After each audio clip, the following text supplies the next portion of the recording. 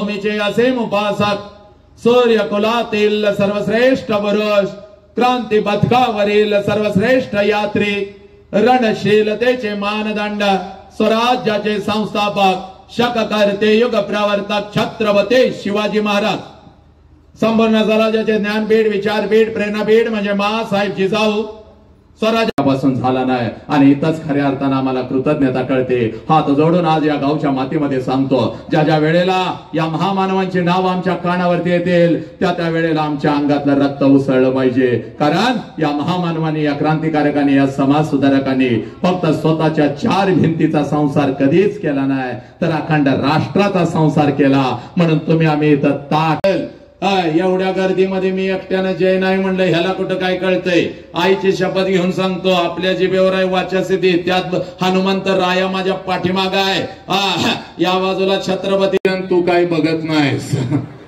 लाडू आणि एखादा कानवला कौलावरती, आलं का लक्षात? शायनिंग कोणी मारायचं नाही। चला दोन्ही हाताच्या दोन्ही मुठी एकदम जोरात, सगळ्यांनी एक जोरात, कॅमेरे एकदम सगळीकडे फिरवायचा, फोटोग्राफर कुठे आहे एकदम बसलात, रील बनवणारे तुम्ही पण जोरात। शिवाजी महाराज के बोला, भारत माता के बोला, छत्रपती श्रीमंत धर्मवीर संभाजी महाराज के बोला, विश्वरत्न डॉक्टर बाबासाहेब आंबेडकरांचा वंदे वंदे, गणपती बाप्पा मंगलमूर्ती, पवनसूत्र हनुमान गे।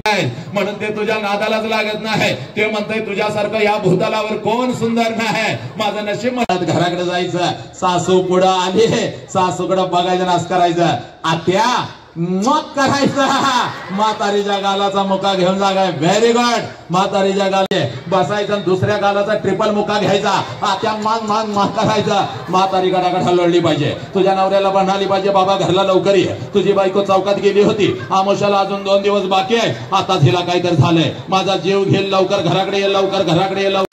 22 ते 23 हजार रेकॉर्ड ब्रेक झालं बघ काल, 20-20 हजार प्रेक्षक माझ्या समोर असतो, झाडावरचा पक्षी सुद्धा मी उठू देत नाही, एवढी वाचा सिद्धी छत्रपतींच्या मातानं तुमच्या आशीर्वादाने या वसंताच्या जिभेवरती आली। मे महिना त्या आईला नको वाटतो, कारण 24 तास तिच्या बोकांडी ते कार्ट असतं। मागच्या महिन्यामध्ये खाली इतर रत्नागिरीला, कोल्हापूर सोडला की खाली रत्नागिरी, तिथं माझा कार्यक्रम होता, मस्त असा नटून थटून अंगठ्या बिंगट्या घालून असा मी मस्त बसलेलो होतो, आणि एक माता पळत पळत, आणि मी त्याची मुख्याध्यापिका, लहान गट मोठा गट म्हणल्यावर माझ्या घशालाच कोरड पडली। मी म्हणलं माते जरा तू इकडे ये, तिचं पाय धरलं आणि तिला म्हणलं एक काम कर, मॅडमला हुशार होत्या, मॅडम मला म्हणाल्या सर तुमच्या पुढे बसवत नाही, पाठीमागं बसवली तर चालतील का? माग म्हणल्यावर मी पण जरा विचार केला, म्हणलं ठीक आहे पाठीमागं बसव, पण माझ्यापासून चांगली 100-200 फूट लांब कार्टी बसवायची। आता मनासारख्या पळत गेल्या, मला वाटलं 5-50 कार्टी घेऊन येतील, पण चांगली 100-200 ची हनुमान गँगच घेऊन आल्या।